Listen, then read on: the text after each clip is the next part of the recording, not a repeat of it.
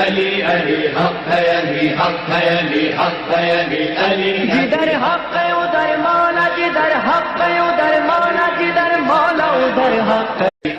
امام بچپن میں امام زین العابدین کی گود میں تشریف فرما، اور ایک ان کا محب شیعہ آیا ان کے پاس کوئی درہم لے کر کہ مولا یہ آپ کی خدمت میں بطور نذرانہ پیش کرنا چاہتا ہوں۔ کتنا اچھا کام ہے، لیکن کسی غلطی کی وجہ سے ایک بہت بڑا کار ثواب، اس کا اجر ضائع ہو سکتا ہے۔ امام تشریف فرماتے، امام نے چند درہم تھے، ان میں سے کچھ درہم اٹھا کے ایک طرف رکھ دیے امام باقر علیہ السلام نے بچپن میں۔ اس نے کہا شاید بظاہر یہ کھیل رہے ہیں، امام بچپن کا عالم ہے، تو کھیلتے کھیلتے کچھ درہم اس طرف رکھ دیے، تو اس نے پھر درہم ملا دیے، امام نے پھر وہ درہم الگ کر دیے، اس نے پھر درہم ملائے، امام نے تیسری دفعہ درہم الگ کر دیے۔ اس نے کہا کہ مولا یہ میں بار بار درہم ملاتا ہوں اور آپ کے فرزند درہم الگ کر دیتے ہیں، کیا وجہ ہے؟ مرزا سلامت علی دبیر علیہ رحمہ انہوں نے اس پر نظم بھی کہی ہے۔ ایک دن پدر کی گود میں تھا وہ فلک مقام، یہ کچھ نذرانہ عقیدت مجھ سے سن لیجئے گا۔ ایک دن پدر کی گود میں تھا وہ فلک مقام، ایک شیعہ لایا نظر درہم پہ امام، سجاد کے حضور وہ درہم رکھے تمام، درہم سے کھیلنے لگا فرزند نیک نام۔ کھیلنے کو بڑی خوبصورتی کے ساتھ انہوں نے وضاحت کی ہے کہ کھیلنے کا مطلب یہ کوئی دنیاوی معاملے کو نہ سمجھنا ہے۔ درہم سے کھیلنے لگا فرزند نیک نام، بحر میں لکھتے فوراً کیا عقل دی تھی خالق روز حساب نے۔ اب یہ دنیاوی کھیلنے کا معاملہ نہ سمجھنا، یہ عقل بھی دی اور خالق روز حساب نے دی، یعنی اس کا تعلق کچھ حساب کتاب سے۔ سبحان اللہ، جو شاعری کو سمجھ لیتے ہیں، کیا عقل دی تھی خالق روز حساب نے، درہم زمین پہ پھینک دیا ایک جناب نے، تب دوڑ کر محب نے وہ درہم اٹھا لیا۔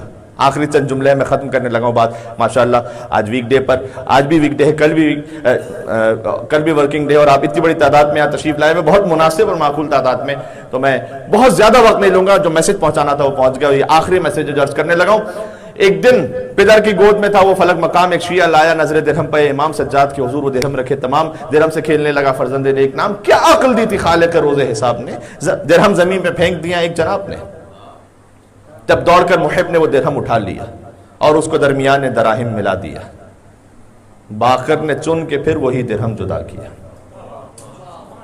بہت توجہ کیجئے گا، کوئی درہم نہیں، وہی درہم جدا کیا، باقر نے چن کے پھر وہی درہم جدا کیا۔ تفلی میں تھی آپ پہ تائید کبریا، تفلی میں تھی آپ پہ تائید کبریا، اس دم محب کو شہ کے تحیر بڑا ہوا، لکھا ہے 3 بار یہی ماجرا ہوا، اس دم محب کو شہ کے تحیر بڑا ہوا۔ عابد سے کی یہ شیعہ عابد نے التجا، آخری بات، عابد سے کی یہ شیعہ عابد نے التجا، ارشاد آپ کیجئے یہ ماجرا ہے کیا؟ شہ نے کہا یہ عادت طفلی نہ جاننا۔ سبحان اللہ، اگر آپ جاگ کے سن رہے ہیں تو میرے ساتھ دیجئے گا، ہے میرے ساتھ یا نہیں آپ؟ شہ نے کہا یہ عادت طفلی نہ جاننا، ہوگا امام بعد ہمارے یہ محلقہ۔ امام کی عادت ہے، کوئی طفلی کی عادت نہیں ہے۔ امام تو گہوارے میں بھی ہوتا تو کلہ اجدر کو چیر دیتا ہے، امام تو آغوش رسالت میں ہو تو قرآن پڑھنے لگتا ہے۔ شہ نے کہا یہ عادت طفلی نہ جاننا، ہوگا امام بعد ہمارے یہ محلقہ۔ پھر مولا یہ درہم کیوں پھینک رہے ہیں اس طرف؟ مولا نے کہا درہم یہ ایک غصبی و مال حرام ہے۔ سبحان اللہ، یہ نظر امامت جانتی ہے، ہو سکتا ہے کسی نے بہت چیریٹی کی ہو، امام کی نگاہ میں قبول نہ ہو۔ درہم یہ ایک غصبی و مال حرام ہے، کیوں کر اسے قبول کرے، یہ امام ہے۔ سبحان اللہ، سبحان، مل کے صلوات بھیجیں محمد و آل محمد پر۔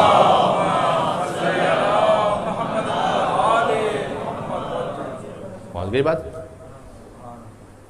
مولانا صاحب میں نے کوئی شراب نہیں بیچی، میں کوئی سود کا کام نہیں کرتا، میں کوئی حرام ریسٹورنٹ نہیں چلا رہا، میں تو بالکل مال میرا آب کوثر سے دھلا ہوا حلال ہے۔ میرے بھائی میراث صحیح تقسیم کی تھی آپ نے؟ اس میں تو گڑبڑ نہیں کی تھی کوئی؟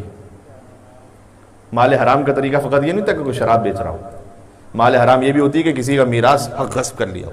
کئی دفعہ ایسا ہوتا ہے کہ ایک مرتبہ جب اسٹوڈنٹ لائف کا آغاز کیا تھا تو کسی سے کچھ قرض لیا تھا کہ بھائی پے کر دوں گا، بھول گئے، وہ ہے اب تک سر پہ باقی ہے. چاہے اب آپ بہت اسٹیبلش ہو گئے تو آپ کی نگاہ میں وہ کوئی بہت بڑی قیمت نہیں رہی, لیکن وہ ہے آپ کی گردن پر. یا تو مصالحت کی جائے یا واپس کرنا ضروری ہے.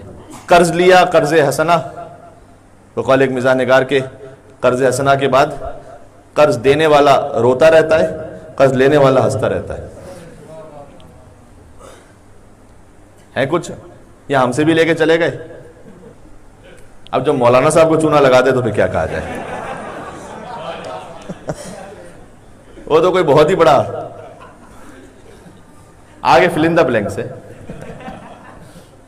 تو قرض لیا واپس ہی نہیں کیا, اب یہ بھی مال حرام ہے. جب تک کہ فرض کیے کہ قرض دینے والے نے معاف کر دیا تو وہ بات الگ ہے, لیکن بہرحال ہے. مثال کے طور پر خمس نہیں دیا, اس سے بڑھ کر مال حرام کیا ہوگا کہ مال امام ہمارے مال میں شامل ہے, امام کا حق ہے جو میرے مال میں شامل ہے. بات ہو رہی ہے.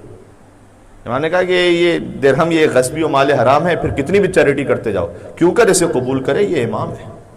جب امام باقر نے قبول نہیں کیا تو امام زمان علیہ السلام قبول کریں گے.